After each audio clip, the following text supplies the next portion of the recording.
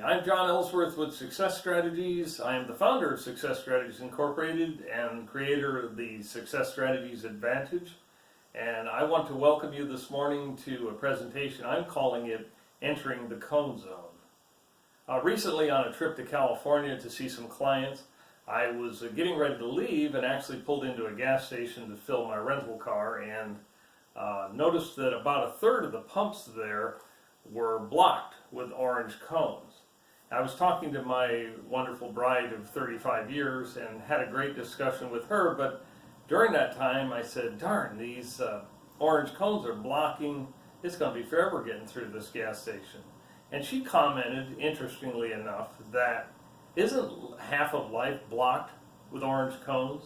And I thought, that's pretty clever, that's very interesting. And I thought, wow, that is so true.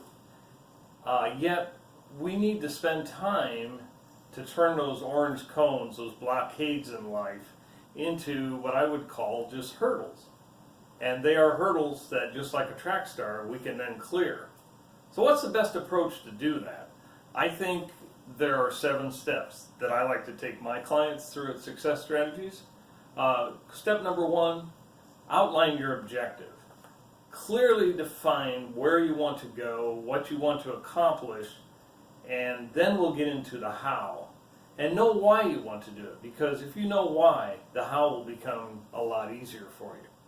Step number 2, I suggest that we identify all potential obstacles. Now, they aren't necessarily obstacles, but I think it's good to go through them in your mind to clarify what are potential obstacles. I think that's pretty crucial.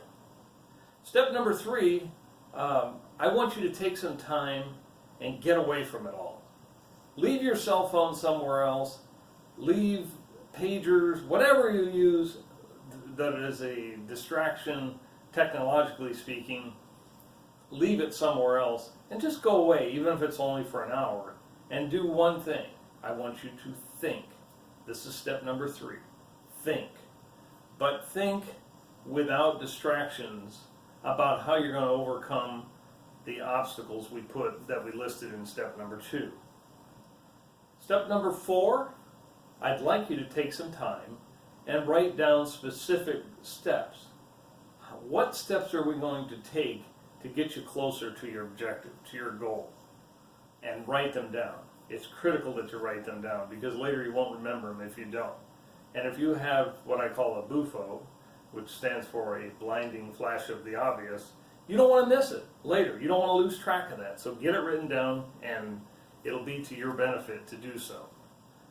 Step number 5, once you have those specific steps that you think you're going to take, I want you to think about who's going to implement them. This is really critical, because somebody has to do each step of the way. There's nothing worse than having a team meeting with clients and going back a month or 2 months later and nothing's happened. Because if we aren't careful, we can get into the situation with the story of, you remember the 4 people? Everybody, somebody, anybody, and nobody. Everybody knew that a job needed to be done, and of course, somebody needed to do it. The reality is, frankly, that anybody could have done it, but in the end, nobody did. And as a result, the result they didn't get where they wanted to go. So know who you want to have implement it.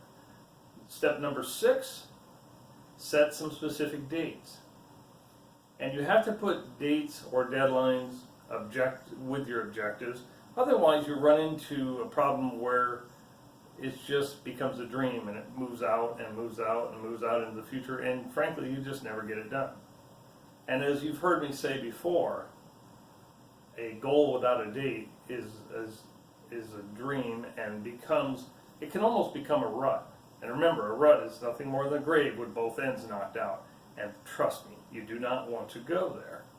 So, step number 7, when it's all said and done, when you've gone through the first 6 steps, you've outlined your objective, you identified obstacles, you thought about, without distractions, how you're going to overcome it, got your specific steps in item number 4, determine who's going to implement each of these steps, and then finally by when, put some dates on them. Ultimately, it all comes down to step number 7, and that is you got to take action. You've got to take action because the reality is if you skip any of these steps, I would just caution you that you should do so at your own risk.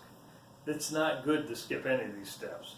They may be tedious at times. You may think, I can do this so much faster. Trust me. I've done this for 20 years. I've done it with clients. I've done it in my own business.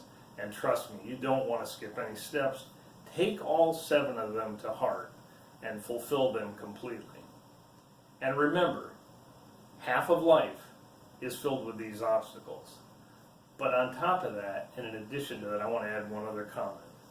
And that's, while half of life is filled with these orange cones, these obstacles, if you will, it's the best half of life. And it's the exciting part of life. That when you overcome these hurdles, you can move forward, you can move upward, and I can tell you from my experience with my own clients that these 7 steps all work. And you'll hear me talk about this more in the future. But remember, the half of life is full of these challenges, these orange cones, the cone zone as I described it earlier. But as I said, it's the best half of life. Again, I'm John Ellsworth with Success Strategies. I want you to know I'll be out here cheering for you. I'll be cheering for you to succeed. And I want to thank you for taking time to listen today. Thank you very much.